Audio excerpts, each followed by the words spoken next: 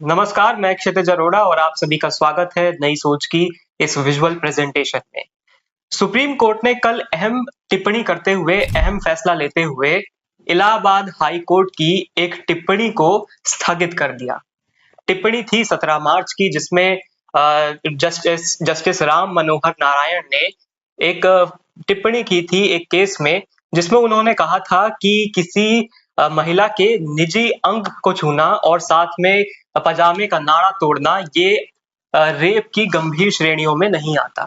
लेकिन उन्होंने कहा था कि अपराध की गंभीर श्रेणियों में आता है।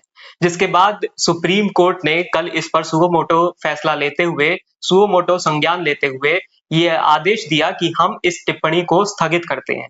स्थगित करने का अर्थ ये हुआ कि आगे किसी भी केस के रूप में ये टिप्पणी उपयोग नहीं की जा सकेगी। ये एक अहम फैसला था और इसको लेकर अब सुप्रीम कोर्ट द्वारा इस पर स्थगित कर दिया गया है। दो जजों की बेंच ने इसको स्थगित किया है। इसी पर एक गंभीर जो चर्चा थी वो उभरी थी पिछले कुछ दिनों में कि आखिर ये टिप्पणी किस रूप में देखी जानी चाहिए।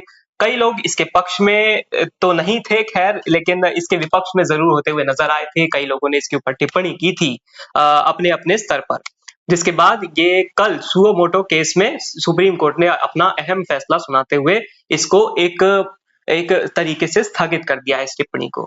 वहीं साथ में सॉलिसिटर जनरल और अटॉर्नी जनरल तुषार मेहता और साथ में आर वेंकट रमणी ने भी इस जो सुप्रीम कोर्ट का फैसला है उसको सराहा है एक तरीके से, और कहा कि ये सुप्रीम कोर्ट ने कहा कि ये जो टिप्पणी थी इलाहाबाद हाई कोर्ट की, ये अमानवीय थी और इसे एक तरीके से अब स्थगित कर दिया गया है। अनुराग, आपका स्वागत है। धन्यवाद। ये जो टिप्पणी थी अनुराग, इसको सुओ मोटो संज्ञान लेते हुए अब सुप्रीम कोर्ट ने स्थगित कर दिया है। इसकी लगातार लोगों के बीच में चर्चा थी कि ऐसी टिप्पणी अमानवीय है और सुप्रीम कोर्ट ने अंततः उसे अमानवीय करार दिया। देखिए, सुप्रीम कोर्ट देश का सबसे बड़ा कोर्ट है।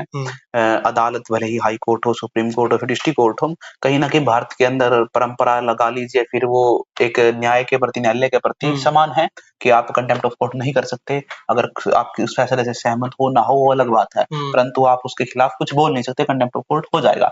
परंतु भारतीय अगर न्यायालयों में जो लोग बैठे हुए हैं निश्चित रूप से, तो कोई भगवान तो नहीं है। अगर कोई देश के कानून से बन के जा रहा है, निश्चित रूप से जब भी कोई टिप्पणी की जाती है हम उनके फैसले पर सवाल नहीं उठाते। परंतु जिस प्रकार की भाषा, जिस प्रकार के शब्द इस्तेमाल किए गए, मतलब कल्पना कीजिए कि आप एक सभ्य समाज में बैठकर उस चीज को रिपीट नहीं कर सकते, उस चीज को दोबारा बोल नहीं सकते। उसमें कहा गया था कि ये बलात्कार का प्रयास नहीं माना जाएगा, और इससे ज्यादा क्या प्रयास, वो उनको बचा लिया गया, लोगों ने आगे छुटा लिया गया, वरना तो कुछ भी हो सकता था वहां पर। उन्होंने जो इलाहाबाद हाई कोर्ट के जज थे राम मनोहर नारायण मिश्रा, उन्होंने एक लकीर खींची कि एक ये प्रयास और एक जो पूरा, मतलब जैसे कहें कि पूरी प्रक्रिया होने के बाद। देखिए, बात ये है ना, भारतीय समाज के प्रारूप में भी तो देखना चाहिए इस चीज को कि भारतीय समाज की परंपरा के रूप इस चीज को सभ्यता और सभ्य नहीं माना जाता, क्योंकि जिस प्रकार के शब्दों का प्रयोग किया गया तो समाज उसको किस प्रकार से देखता है। तो जिस प्रकार भारतीय समाज की परंपरा रही नहीं है, ये कोई वेस्टर्न कल्चर नहीं है, भारतीय कल्चर है। देखिए, न्यायालय का सम्मान सभी करते हैं और करना भी चाहिए, भारत लोकतांत्रिक देश है। परंतु वही है कि अगर आप एक जिम्मेदारी वाली कुर्सी पे जगह बैठे हो तो आपको भी इस चीज का ध्यान रखना चाहिए कि आप किन शब्दों का प्रयोग कर रहे हो। अब तो खुद सुप्रीम कोर्ट ने कह दिया कि वो असंवेदनशील है, कहीं ना कहीं अमानवीय है। तो अमानवीय, असंवेदनशील तो जरूर है, अमानवीय मानवीय की अलग बात है, परंतु असंवेदनशील तो जरूर है जिस प्रकार कहीं ना कहीं।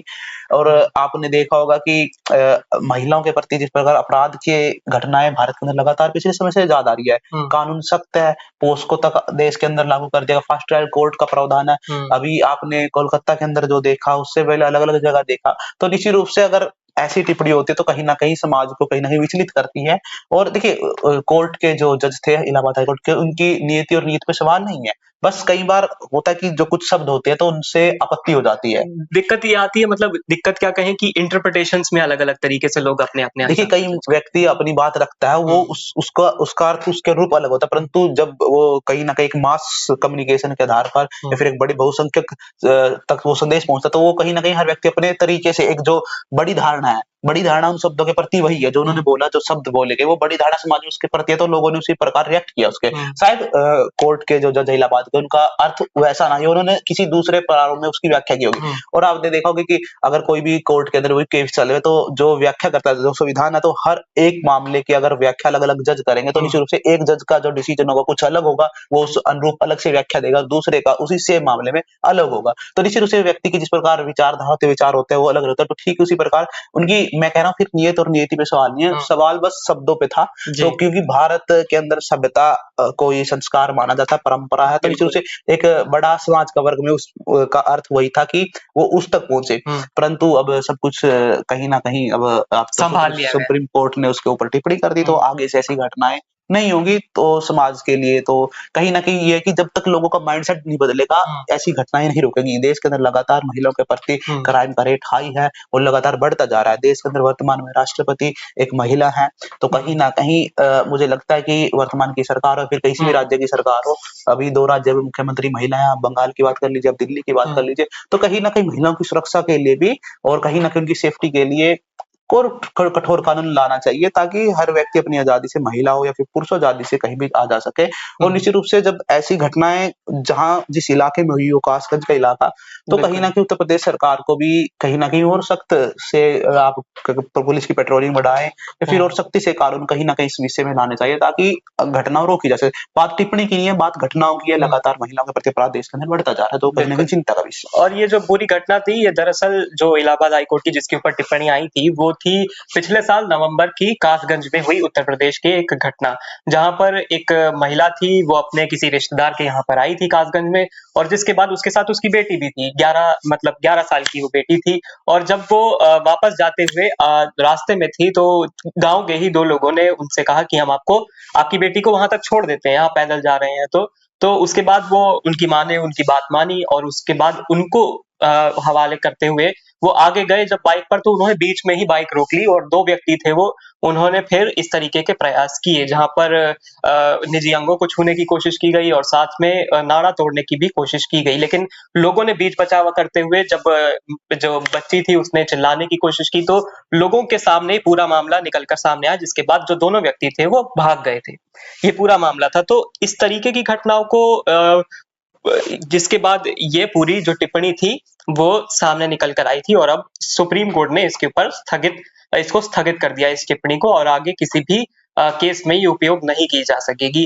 अनुराग, इस तरीके की जो हम ये पॉस्को की एक्ट देखते हैं, तो जो जस्टिस थे उन्होंने कहा कि ये गंभीर श्रेणियों में तो आता है, लेकिन ये रेप के अपराध के रूप में नहीं देखा जाएगा। ठीक है, उन्होंने रेप का प्रयास की बात की थी, और इससे ज्यादा प्रयास क्या होगा? मतलब वो मैंने वही कहा ना कि तय करने वाला कौन है? कानून है, परंतु कानून की व्याख्या जब एक कोर्ट के अंदर एक जज करता है, तो एक व्यक्ति का विचार अलग हो सकता है, उसके प्रति वो उसकी एक्सप्लेनेशन किस प्रकार देता है। एक फैसले आप देखना, आपने जब हाई कोर्ट के फैसले सुप्रीम कोर्ट जाते हैं, उन्हें बदल दिया जाता है। ऐसा तो नहीं कि हाई कोर्ट ने बिना कानून पर बदले ही फैसला दिया होगा, कानून पढ़ लिख कर ही तो फैसला दिया हाई कोर्ट ने, परंतु सुप्रीम कोर्ट उसकी व्याख्या अलग से तय कर देता है। तो निश्चित रूप से मैंने वही कहा कि एक्सप्लेनेशन अपने हिसाब से तय कर ली जाती है, जबकि कानून वही है। आप डिस्ट्रिक्ट कोर्ट की बात कर लीजिए, आप हाई कोर्ट की बात कर लीजिए, या सुप्रीम कोर्ट जाके वो कहीं ना कहीं स्थितियां बदल जाती है, और कहीं ना कहीं लोगों को आस होती है सुप्रीम कोर्ट से कि अगर डिस्ट्रिक्ट कोर्ट में या फिर हाई कोर्ट में न्याय नहीं रहता, सुप्रीम कोर्ट में न्याय जरूर मिलेगा। आप यहाँ केजरीवाल के मामले में देख लीजिए किस प्रकार डिस्ट्रिक्ट कोर्ट में हुआ, तो उसके बाद कहीं ना कहीं फिर उन्हें सुप्रीम कोर्ट से राहत मिली।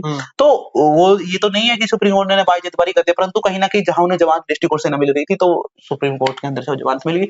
तो मैंने वही कहा कि explanation depend it's on explanation, कि आप व्याख्या क्या कर रहे हो, मतलब एक पॉइंट ऑफ व्यू सबका। और सबको पता है कि कोर्ट के अंदर फैसले मेरिट के आधार पर दिए जाते हैं, आपके और मेरी विचारधारा के अनुरूप, या फिर जो कुर्सी बैठे उसकी विचारधारा के अनुरूप नहीं होते, वो फैसले मेरिट के आधार पर होते हैं। वो मेरिट कानून के अनुरूप बनाई जाती है कि किसके समर्थन में और किसके विरोध में कितने तथ्य और सबूत है, तो मेरिट के आधार पर फैसले होते हैं, उसका सम्मान करना चाहिए। परंतु महिला के साथ अपराध को लेकर जो टिप्पणी, वो कहीं ना कहीं समाज की जो आस्था थी, या फिर लगा लीजिए जो भावना थी, उनके विपरीत थी। तो अब तो सुप्रीम कोर्ट ने इस पे संज्ञान ले ही लिया, आगे आगे ऐसी घटना ना हो, बस यही है। बिल्कुल, सुप्रीम कोर्ट ने ये भी कहा कि अब 2 हफ्ते बाद इस पूरे मामले को लेकर सुनवाई दोबारा से की जाएगी। एक याचिका भी इसको लेकर दायर की गई है, उस पर भी साथ ही में पूरी चर्चा की जाएगी। आज के लिए इस खबर में बस इतना ही। आप देखते रहिए नई सोच। नमस्कार।